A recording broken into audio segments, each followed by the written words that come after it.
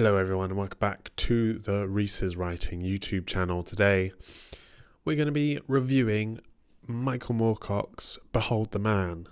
This is in a collection, but it's the main sort of story in the collection. It's MIcheal Moorcock's most famous short story. So this is about a man named Carl Glogauer, and he time travels to 29 AD in Palestine to try to find Jesus Christ. So this is the reason why I'm reviewing it at this time of the year. It's nearly Christmas. Yeah, I think it's a very intriguing story. I can see MIcheal Moorcock has a lot of themes that he likes to go back to, so religion, childhood problems, growing up with troubled life, discovering sex and discovering his sexuality and understanding that, struggling with that.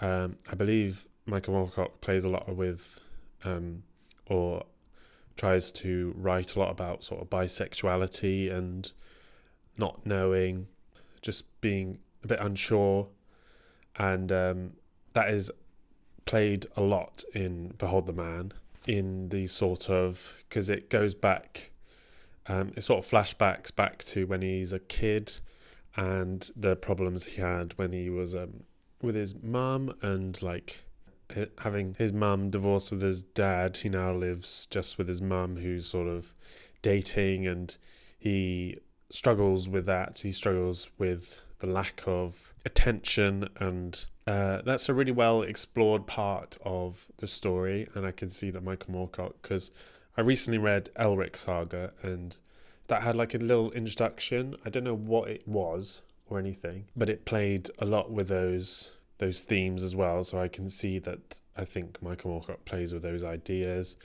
and the condition of music has a lot of sort of bisexual-esque themes as well. So that is sort of what you are getting when you get into MIcheal Moorcock. But back to Behold the Man. So it's about time traveling, and it's not really about time traveling actually. It's mainly about him being in Palestine, trying to find Jesus Christ, trying to see him, understand, is this real or is it fake?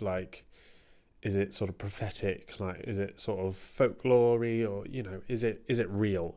And he wanted to find that out, and we slowly build up from flashbacks and him as a child, what drew him to time travel essentially back, as a lot of religious discoveries or going and being sexually exploited by his priest, and being bullied by people that are around him in school, and his first kiss. And it's quite a sad book overall, I would say. For me, it's quite a sad, tragic story. I think that's the main feeling I get from this book. It's tragic. It's really quite sad I don't want to spoil it too much, but it felt really tragic. A tragic story of Carl Glogauer, and his struggles with being Jewish, and the bullying he got because he was Jewish, and his struggles in childhood, and having this, I would say, probably a Freud-esque relationship with his mother, of wanting to get attention and wanting to be with her more, and having that sort of play out was really tragic, and built up a really good reason why he wanted to time travel. Builds up to this final ending, which I thought was quite well done, quite succinct, quite interesting, kept me hooked really. So it's only in this book, and the words and the pages are quite big, so it's quite sort of drawn out in this book. I would say it's probably about around 100 pages, probably less, in like a smaller, whatever, A5 or something when it was originally printed. It's probably quite a small book. Just reading The Outsider, this has a lot of similar subjects about being struggling or not knowing religion, not having a lot to do with a religion, having a lot to explore with religion, but not really agreeing with some of their things, some of the opinions that are had with religion, and also the sort of social aspects of like wanting to be an outsider, not really conforming to norms. He's a pretty weird character. He likes to think and be more internal in his thoughts in Behold the Man. And yeah, I really liked the short story. I really liked the way it sort of played off one another with the story. I liked how it developed the history of Palestine in that time, and the sort of history, the real history, and mixed in with this sort of fictionalized, or what you would say was fictionalized parts of the story. It sort of developed those and mixed those together really well. And yeah, I'd probably give it 4.5 stars. And that is Behold the Man. If you've read it before, let me know what you thought about it. Merry Christmas. I thought, because it was, all Christian and everything, and, all that ilk, then I thought it was very sort of timely, although this is probably more aiming at the crucifixion, so maybe this is more of an Easter story. Don't care. That is it. Let me know what you think. Leave a like, subscribe, comment. Oh, I haven't taken my calendar. So yeah, if you can see my calendar, there it is.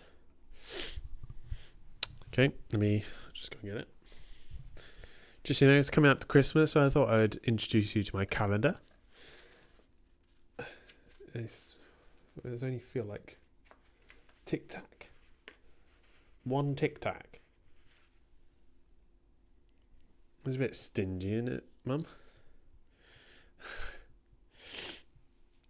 Maybe it was a mistake.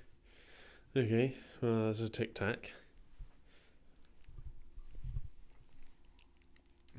Doesn't really taste like a tic-tac. Tastes like a peppermint or like a candy cane type thing. So one tic-tac.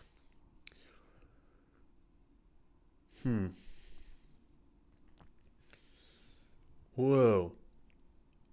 What the fuck was that? Well, hello there, Reese. Is someone speaking to me? Yes, I am speaking to you from your mind. Very low voice. Can you hear me? I think you can. Yes. Well, anyway, I've heard you can recommend 5 books for supernatural 5 beings. books? Oh my god, not yeah, again. 5 supernatural beings. I would love some books. Yes, Santa I am Santa Claus, the real Santa. Yes, 5 books for me after Christmas Day. I would love a nice. Yes, I'm really? Santa Claus. After I've finished my sleigh ride. You knew the alien. I knew a colourful friend. I wouldn't call him an alien as per se, but we'll go with that. Okay. I've got a surprise for you after as well. A surprise for me after. Okay. Merry Christmas, Reese. Okay, 5 books for Santa Claus. Let's fucking do it, alright? Well, I've already got one. I think the one that I just reviewed is a good one. Okay, so that's one. Behold the Man. And, yeah. Okay. Bye.